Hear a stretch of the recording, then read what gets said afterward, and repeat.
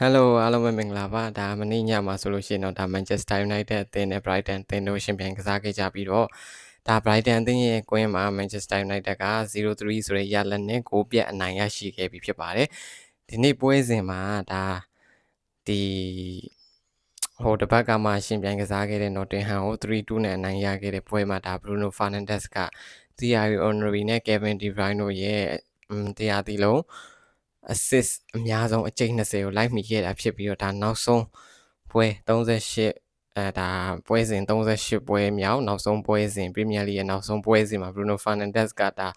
Patrick Dorgu ဂိုးဖန်တီးမှုတစ်ချိန်ထပ်ပြီးပြုလုပ်ခဲ့ပြီးတော့ဒါ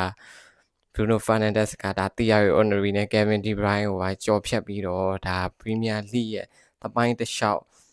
assist အများဆုံးစံချိန်အဖြစ်21ချိန်ဆိုတဲ့ record နဲ့ဒါ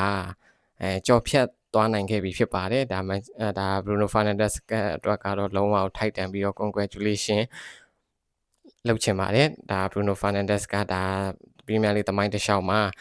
တရားသည့်အတွင်းဂိုးဖန်တီးမှုအကြိမ်အများဆုံး21ချိန်နဲ့ဒါအကုန်လုံးကိုကြော်ဖြတ်ပြီးတော့ဥဆောင်စံချိန်ရှင်ဖြစ်လာခဲ့ပြီပေါ့ဒါကြောင့် Man U fan တွေအတွက်တကယ်ကိုမှဝမ်းသာစရာသတင်းဖြစ်တယ်လို့ Bruno Fernandes အတွက်လည်းတကယ်ကိုဂုဏ်ယူစရာအခိုက်အတန့်ဖြစ်ပါတယ် Bruno Fernandes ကဒါ FWA ဒါအားကစားကလောင်ရှင်တွေရွေးချယ်တဲ့တစ်နှစ်တာအကောင်းဆုံးကစားသမားဆိုရရှိပြီးတော့ဒါ Premier League ရဲ့ Player of the Season ဒါတရားလေးလုံးအကောင်းဆုံးကစားသမားစုပါပူပူနွေ့နွေ့ရရှိထားတဲ့ Bruno Fernandes ကဒီနောက်ဆုံး Premier League နောက်ဆုံးပိတ်ပွဲစဉ်မှာလည်းဒါ Patrick Dorgu အတွက်တောင်းငံမောကနေလှလှပပဂိုးဖန်တီးပေးပြီးတော့ဒါassist ကိုအကြိမ်အများဆုံး21ကြိမ်နဲ့ချိုးဖြတ်ရယူသွားနိုင်ခဲ့ပြီဖြစ်ပါတယ်ဒီနေ့ပွဲစဉ်မှာဆိုလို့ရှိရင်တော့ဒါ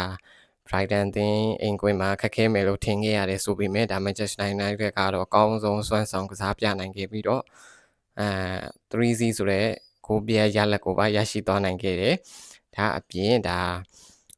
ပထမဆုံးလုံးကတော့ဒါ Bruno Fernandes တောင်းငံပေါ်ကနေတင်ပေးလိုက်တာကို Patrick Dorgu ကနောက်ကန်လူတွေချားတဲ့ကနေခေါင်းဖြတ်တိုက်ဝင်ပြီးတော့ဒါကိုသွင်းသွားခဲ့တယ်ဒုတိယအလုံးဆိုလည်းတော်လေးကိုကောင်းမွန်တဲ့တိုက်စစ်တွဲလုံးကနေဒါအာမတ်မေဆန်မောင်းပြီးတော့အာမတ်ကနေပြန်ချိုးပြီးတာကို Bruno Fernandes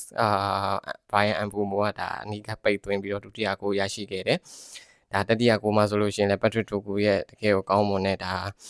အကျော်ဖြတ်ပေးပို့မှုကနေတဆင့်ဒါ Bruno Fernandes ကပဲကိုသမားရဲ့ညာဘက်ဒေါင်းချင်းတွေကိုလှလှပပကန်သွင်းသွားခဲ့ပြီးတော့ဒါတကိုးသွင်းတကိုးဖန်တီးဆိုတဲ့တကိုးသွင်းတကိုးဖန်တီးပြီးတော့ Bruno Fernandes ကအကောင်းဆုံးကစားပြသွားနိုင်ခဲ့တယ်လို့တမိုင်းတစ်လျှောက်ဒါအများဆုံးassist စံချိန်ရှင်မှာဖြစ်လာခဲ့ပြီကဲဒါManchester United fan ညီကိုတွေအတွက်ဘယ်လောက်ထိဝမ်းသာပြီးတော့ပီတိဖြစ်နေကြလဲဆိုတာလည်းပြောပြသွားလို့ရပါတယ်ဒါကျွန်တော် Manchester United fan တွေအတွက်ဒီရာသီမှာအဆင့်3နဲ့ Champions League ဝင်ခွင့်ရရှိခဲ့သည့်တိုင်နောက်ထပ်မျှော်လင့်စရာတစ်ခုဆိုလို့ဒါ Bruno Fernandes assist record တင်မှုပေါ့နော်ဒါဒီ assist record တင်မဲ့ဒါမျှော်လင့်ချက်လေးလည်းပြည့်ဝသွားပြီ Bruno Fernandes ကလည်းလို့ကျွန်တော်တို့ fan တွေဒါဖြစ်စေခြင်းနဲ့ဒါစုတွေကိုလည်းရရှိခဲ့ပြီဆိုတော့ဒါဘာဖြစ်ဖြစ် Manchester United fan ညီကိုတွေအတွက်တကယ်ကိုကောင်းမွန်တဲ့ရာသီတစ်ခုနဲ့ပိတ်သိမ်းသွားနိုင်ခဲ့တယ်လို့ဒါပြောရမှာဖြစ်ပါတယ်ဒါကြောင့်ဒါဒီ comment လေးမှာလည်းဒါ Manchester United ညီကိုတွေဘယ်လိုမျိုးဝန်တာပီတိဖြစ်နေလဲဆိုတာဆွေးနွေးသွားလို့ရပါတယ်congratulation လည်းလုပ်သွားလို့ရပါတယ်ဗျဒါ Bruno Fernandes ဒီ Premier League ဒီနှစ်မှာတော့တကယ်ကိုအကောင်းဆုံးစွမ်းဆောင်ပြပြီးတော့သူရဲ့အကောင်းဆုံးစံချိန်တွေကိုရရှိသွားခဲ့ပြီဖြစ်ပါတယ်ဒါကြောင့်ကျွန်တော်ရဲ့ဒီchannel လေးကိုလည်း like and subscribe လေးပြုလုပ်ပြီးတော့ဒါ Manchester United သတင်းသာမကတခြားဘောလုံးသတင်း